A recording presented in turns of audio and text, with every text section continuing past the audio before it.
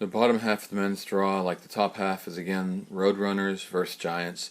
It's where the game's headed today with the unique balls and surface, power or speed, or power and speed. But the Roadrunners, Nadal, Federer, Ferrer, Gasquet. But the power guys, we got Raonic. We've got a new guy, Olivetti, who finally got into a slam. I watched him win his the last qualifying match of the entire week. And then Monfils is a road runner in there, but the giant that really is the scariest to me is Isner. I really feel like watching him in Cincinnati. Number one, he's the fittest he's been in a long time. He hasn't played much this year because he's had a bad year, and suddenly this is the fittest he's been for the U.S. Open in years. And on top of that, he's really been working hard, and he hasn't had any fruition until now. His returning against Djokovic, service returning, he was jumping around on the baseline, and a couple times he screwed Djokovic up like he was going to move one way or whatever, and Djokovic would double fault.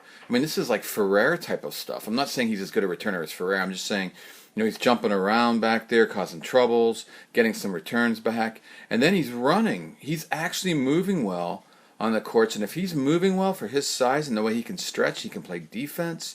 And then he's doing stretch volleys, and he's guessing right on volleys. I'm like, holy mother. This guy is a good athlete for 6'9", and it's finally like kind of coming together. And I think what it mainly is he's not hurting or he's not tired. Even in that Djokovic match, even at the end, he wasn't breathing hard, and even against Nadal, he was a little fatigued. He had beaten Gasquet, Djokovic, somebody else big, I forget, but anyway, and so he was a little tired against Nadal in the final, but he wasn't, panting like he usually does and stuff. So if this continues this way, which I don't see why it won't, watch out, because this ball is bigger than the U.S. Open ball's ever been, but it's lively again. And, what that means is smaller people, or even normal-sized people, are going to, have some struggles getting that ball to move, but a guy like Isner is going to smack the heck out of it, and I think it's going to be to his advantage. He didn't have that ball, remember, in Cincinnati, where there was the Penn ATP ball, and that's a heavier ball for sure. This year it is. So, and it's lively too, but it's a heavier lively. This is going to be a light and lively, not real light, but it's lively. Anyways, but it's a big ball. But bottom line is, I think the U.S. Open ball is probably about as big as the Australian Open now. It's pretty crazy. But the thing is, I just think Isner's dangerous. And now here's the irony of this whole draw. One of the biggest ironies I've seen in a long time. Nadal by far is the favorite right now. He's had a great year. He was on slippery grass at Wimbledon, and he's never going to do well on a slippery grass court. But he has had a fantastic year. He's totally changed his strategy, his thinking while he's been away. He did it in Madrid, and I'm seeing it again now in Canada and in Cincinnati. Really aggressive.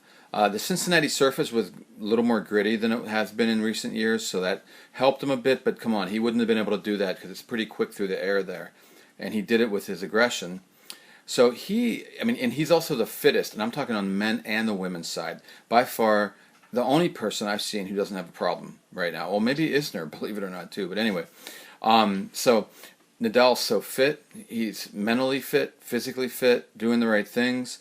He is by far the favorite. There's hands down, I think he's the favorite, and he has the worst draw. And the only reason I say that is because he has Isner in the fourth round, and I think Isner is the biggest wild card.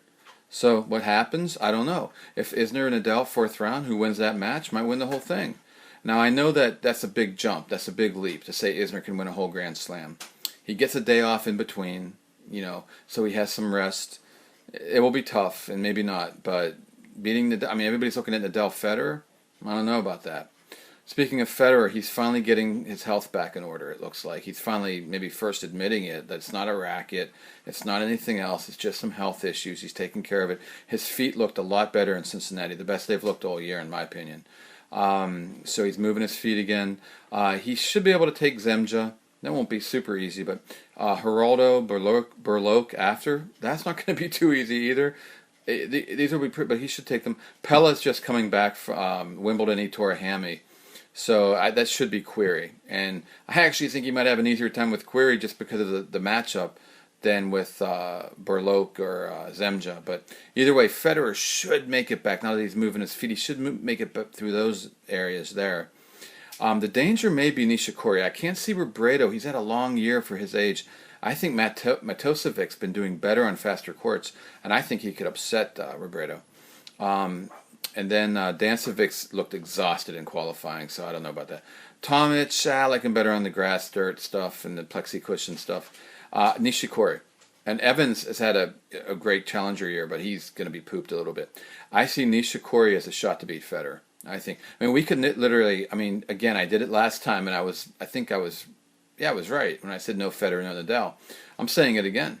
I'm thinking Nishikori Isner, but we'll see. Yeah, I see it better that it would be Nishikori, because Federer, he's not done yet. That's my honest opinion. He is not done, but I don't think it's the U.S. Open. It's a little too soon. Let's look for the indoors later in the year. But possibly, he is well rested, but Nadal, he's in great form, so that's hard to say. Look, he's going to lose already, but that's my wild card matchup, I guess. Isner and Nishikori. Gasquet, let's see what we have. Olivetti, I really like Olivetti. He's trying to work his game. Michael Russell's up there. Again, a lot of good matchups in between all the big stuff. Gasquet's looked terrible. He looks just tired. Maybe he was saving up. We'll see. Tursunov, he's looking good, but he's had some easy draws, and he's probably going to be a little tired now. Lopez looks tired.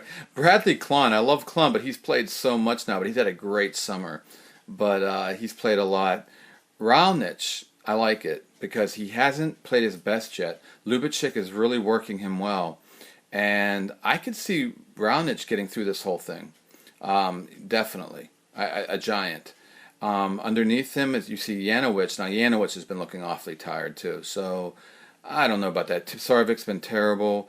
Galbis has been Galbis. That's the best way I can put that. And Ferreira's looked completely unfit, I guess is the best way to put it. I don't know how else to put it. He doesn't look right physically. He's looked bad. Kyrgios could almost upset him, but he's had too much tennis. He has a bad back. He has an arm. He looked tired in qualifying, though he had a great match. So maybe Ferreira gets by some of that. Maybe he loses to Galbis. Maybe Galbis gets through all that just by attrition. But I see Raonic. I can see Raonic winning all that area, getting, even if it's Ferrer later, getting by all that and getting to the quarter. So it would be, or actually, what am I saying? I could see wow, yeah, I can see Raonic getting to the semifinal. I'm not kidding. I'll be darned. I can really see that. I'm trying to look around. I almost can't believe I'm saying this. Yeah, unless Gasquet is doing a magician act and he turns it on now, but. Yeah, Olivetti might beat Robert. He can win one there. I don't think he can beat Gasquet.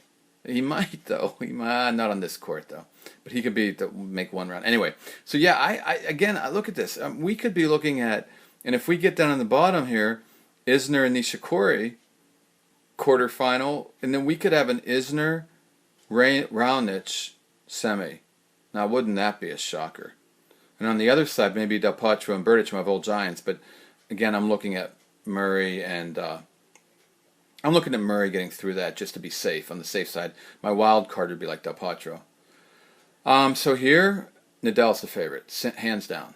Won't be a shock at all. He wins this. He's playing. You know, when he first came up, I said this guy could be great on hard courts. I felt he could because of his power and some other things, and the defense, and that works well on these courts. But so not a surprise if he wins all this, but I like to just go out on a limb. I have a little weird feeling about this year's U.S. Open, and I'm going to say Isner Raonic, having fun, and Isner gets to the final against Murray and wins the whole darn thing in the United States. Just when everybody said American tennis is dead, Isner over Murray. How about that? I'm having some fun.